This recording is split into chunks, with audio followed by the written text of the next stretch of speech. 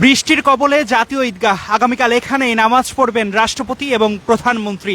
এরই মধ্যে হঠাৎ সকল কাজ সম্পন্ন হবার পর বৃষ্টির দেখা, ঝুম বৃষ্টি নামছে। সেটি যদি আরো বড় বা ভয়ঙ্কর রূপ নেয়, তবে এই নিচের যে জায়গা, যেখানে নামাজ পড়ার জায়গা, সেটি কিন্তু আসলে তলিয়ে যাওয়ার সম্ভাবনাও রয়েছে। ঠিক দেখানোর চেষ্টা করছি, এরই মধ্যে আসলে যে বৃষ্টি সেটি নামা শুরু করেছে।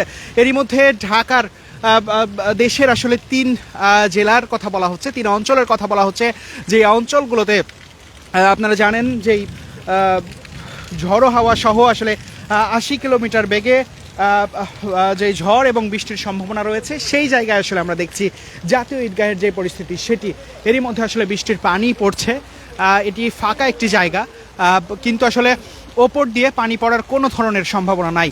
তবে এই যে ফাঁকা যে জায়গাগুলো, এটি বানানোর ক্ষেত্রে যেই জায়গাটা ফাঁকা রাখতে হয়েছে, সেই জায়গা দিয়েই মূলত বৃষ্টির পানি পড়ছে। কিন্তু এই পানি যদি খুব জোরে হয় বা ভয়াবহ রূপ নেয়, তবে আসলে এই যে নিচে যে পানিগুলো পড়ছে, সেগুলো আসলে বৃষ্টি এই মুসল্লিরা যেখানে নামাজ পড়বে সেই জায়গাতে আসলে পৌঁছানোর সম্ভাবনা রয়েছে। এবং সেই জায়গায় যদি পৌঁছায় এই পানিগুলো, তবে আসলে এটি এর আগে একবার ঈদের সময় মূলত এই যে নামাজের যে স্থান, সেই জায়গা ডুবেছিল এবং সেই সম্ভাবনাও তৈরি হচ্ছে বলা যায়। কারণ বৃষ্টির যেই গতিবেগ, বৃষ্টি যেই হচ্ছে সেটি বেশ জোরে সরে আসছে। কিছুক্ষণ আগে গুড়ি গুড়ি বৃষ্টি হচ্ছিল, এখন কিছুটা জোরে হচ্ছে। যদি আরও এর চেয়েও আসলে ঝুম বৃষ্টি হয়, তবে কিন্তু এই জাতীয় ঈদগাহ, যেখানে ঠিক যদি দেখায় আমরা, এর পাশে এই জায়গাটাতেই প্রধানমন্ত্রী এবং রাষ্ট্রপতি নামাজ পড়বেন, সেই জায়গার এই বর্তমান যে পরিস্থিতি সেটি দেখতে পাচ্ছেন।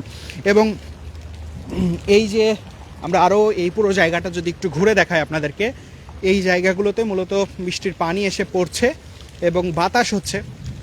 এই পানি যদি আরও জোরে পড়ে, আরও জোরে হয়, তবে এই পানিগুলো ভেতরে প্রবেশের সম্ভাবনা রয়েছে। আর যদি ভেতরে প্রবেশ করে, তাহলে এই যে নিচে যে কার্পেটগুলো দেখছেন, এই জায়গাতে কিন্তু মুসল্লিরা আগামীকাল তাদের ঈদ উল ফিতরের নামাজ আদায় করবেন এই জাতীয় ঈদগাহে। এবং এই জায়গাটা কিন্তু ডুবে যেতে পারে, তবে এবং ডুবে গেলে মূলত নামাজের যে স্থান সেটি নষ্ট হবে এবং নামাজ পড়ার অনুপযোগী হয়ে যেতে পারে এই স্থান, যদি খুব জোরে বৃষ্টি হয়। তবে ওপর থেকে আমরা যদি একটু দেখাই আপনাদেরকে, এই যে ওপর থেকে বৃষ্টির পানি কিন্তু আসলে পড়ার কোনো ধরনের সম্ভাবনা নাই, কারণ ওপরেও সেই ব্যবস্থা করা হয়েছে, তিরপাল দেওয়া হয়েছে। কিন্তু নিচের এই জায়গা যদি আসলে মূলত পানি বের না হতে পারে, তবেই এই ধরনের পরিস্থিতি তৈরি হতে পারে এই জাতীয় ঈদগাহে। আমরা সেটি দেখানোর চেষ্টা করছিলাম। এখানে এরই মধ্যে কিছু পানি প্রবেশ করেছে, কিন্তু এটি যদি আরও জোরে হয় এই বৃষ্টি, তবে এই পানি আসলে জাতীয় ঈদগাহের ভেতরে প্রবেশ করলে নামাজের স্থান নষ্ট হবে। যদিও এই জায়গা থেকে প্রধানমন্ত্রী রাষ্ট্রপতির যে নামাজের জায়গা, সেটির দূরত্ব আছে বেশ দূরে। এবং আমরা এই পুরো জাতীয় ঈদগাহটা যদি একবার দেখাই আপনাদেরকে, এই জাতীয় ঈদগাহে এরকম কয়েকটি জায়গা রয়েছে, যেই জায়গাগুলোতে এই যে এই ওপরের যে সামিয়ানা টাঙানো হয়েছে বা যেই ব্যবস্থা করা হয়েছে, সেটি আসলে ভালোভাবে করতেই মাঝখানের এই জায়গাগুলো ফাঁকা রাখা হয়েছে। 2 ধার দিয়ে বাঁশ দিয়ে এটি শক্তিশালী করা হয়েছে, যে কারণে আসলে ফাঁকা রয়েছে। এবং এই ফাঁকা জায়গা দিয়ে আসলে বৃষ্টি পড়ছে, বা এটি আসলে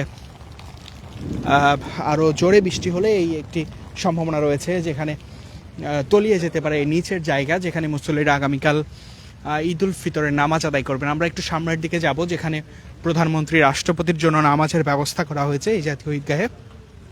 সেই জায়গাটার যদি একটু পরিস্থিতি দেখাই, আমরা ওই দিকে দেখাচ্ছিলাম বৃষ্টির পানি পড়ছে, ঠিক সেভাবেই এই যেই প্রধানমন্ত্রীর নামাজের জায়গা, সেই জায়গার পাশেও একই রকমভাবে আসলে আমরা দেখছি বৃষ্টির যেই পানি, সেটি কিন্তু এই জায়গাতেও জমা হয়েছে। এটি যদি আরও বেশি জোরে বৃষ্টি হয়, তবে কিছুটা পানি ভেতরে প্রবেশ করতে পারে। এখনও সেটি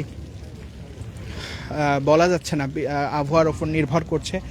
এবং ঠিক এই জায়গাটা আমরা একটু ঘুরে দেখাই আপনাদেরকে। ঠিক এই জায়গাটাতে আগামীকাল রাষ্ট্রপতি এবং প্রধানমন্ত্রী ঈদের নামাজ আদায় করবেন।